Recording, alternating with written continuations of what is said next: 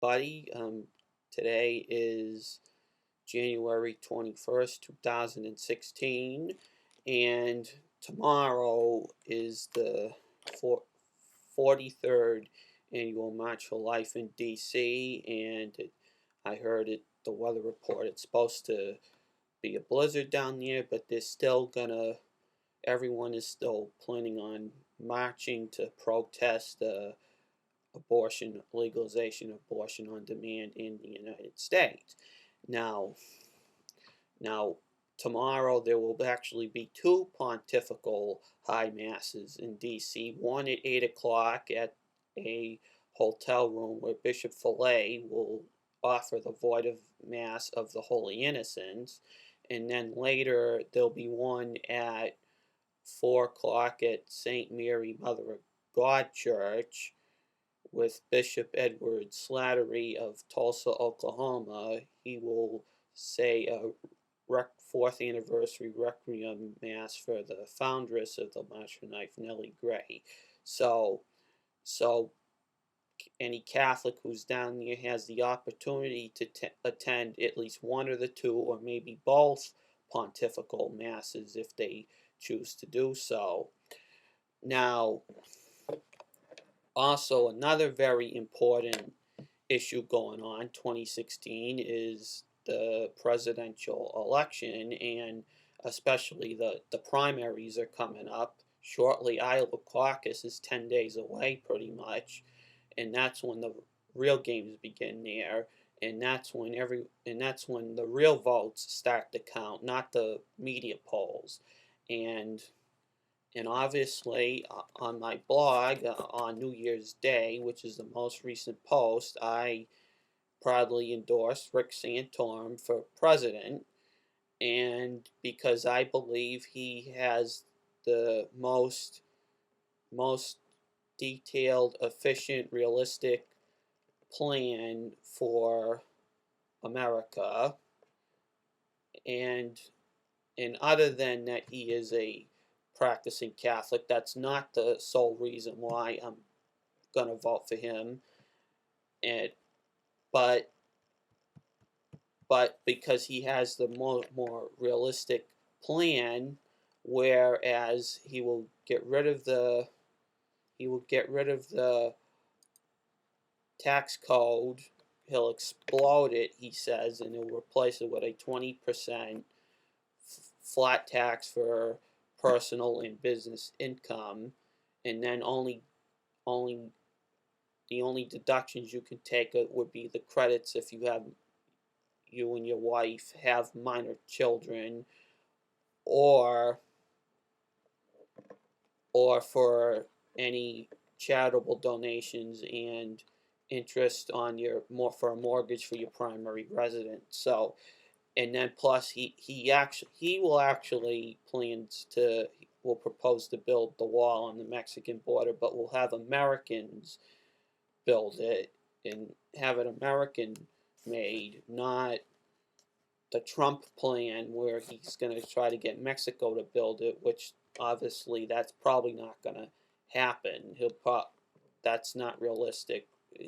Americans have to build that, and he will also help. He is a republic. He is the only Republican in the race who backs labor. Now, that does not mean that the unions are going to back him, but he backs working class people. He supports them. He he appreciates people who get up to work every day to make a living. He actually supports American jobs. He does not believe in exporting jobs to China and other communist regimes. He will not bow down to Putin at all, and he has obviously the most he is the most experienced, I think, who actually has been in government and knows what's going on. He actually knows what's going on through foreign affairs and all that, and he has the best chance at getting in November to get the most bipartisan support to beat Hillary.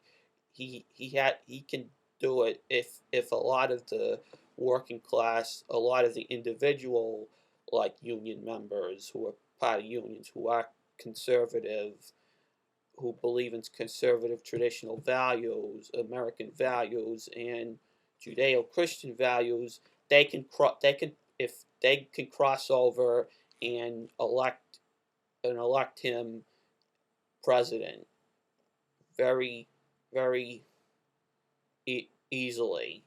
I mean, it won't be easy, but he's the one who can actually has the best chance at not only given as of a conservative president, but a morally true president. Obviously, he the best chance at an Orthodox Catholic president too, but that's beside the point. Then in our lifetime, which we definitely need now before the world, because this election will determine if there will be a United States in the next few years. So it's really important.